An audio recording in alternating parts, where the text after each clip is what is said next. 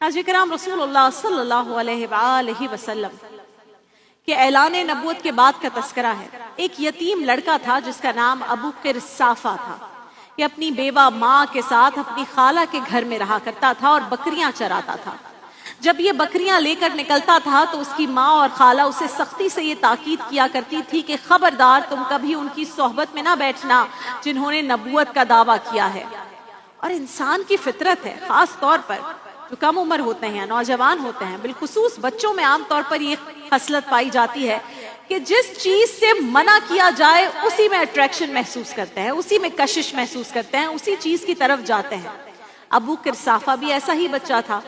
उसे ये खोज लग गई कि आखिर उन्हें देखूं तो सही जिन्हें मिलने से मेरी माँ और खाला इतना मना कर रही हैं।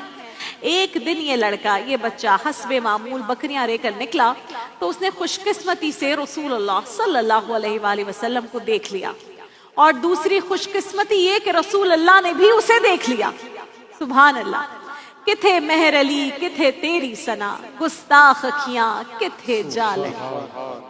अबू किरसाफा की निगाह जब रसूल अल्लाह के वद्दुहा चेहरे पर पड़ी तो वो अपनी बकरियों को भूल गया, काम काज भूल गया, अच्छा बुरा सब भूल गया। और जब रसूल अल्लाह की बारगाह में एक बार बैठा और आपकी गुफ्तगू सुनी तो खुद को भी भूल गया।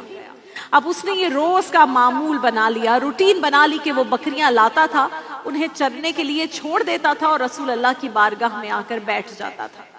बकरियों से तवज्जो हट गई थी, काम से तवज्जो हट गई थी, तो रफ्ता रफ्ता वो बकरियां लागिर हो गईं, दूध देने से भी महरूम हो गई। और किरसाफा की माँ और खाला ने ये बात नोट कर ली, उन्हें समझ आ गया कि कुछ तो है। तो सख्ती से उससे पूछा कि ए अबू किरसाफा, सच सच बता ये क्या मामला है?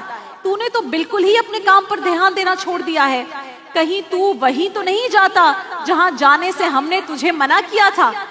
अबू किरसाफा कम उम्र लड़का था, ज्यादा देर तक हकीकत छुपा नहीं सका और अपनी माँ को और खाला को सब कुछ सच सच बता दिया। दोनों ने सख्ती से ताकीद कर दी कि अबू किरसाफा, अब अगर तू वहां गया तो हमसे बुरा कोई नहीं होगा।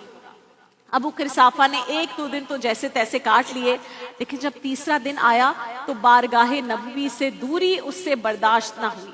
उसने अपनी माँ और खाला से कहा कि मैं तुम्हारी बात मान लेता हूँ, अब मैं कभी वहां नहीं जाऊंगा, लेकिन एक बात तुम भी मेरी मान लो। खाला ने पूछा कौन सी बात हम मान लें?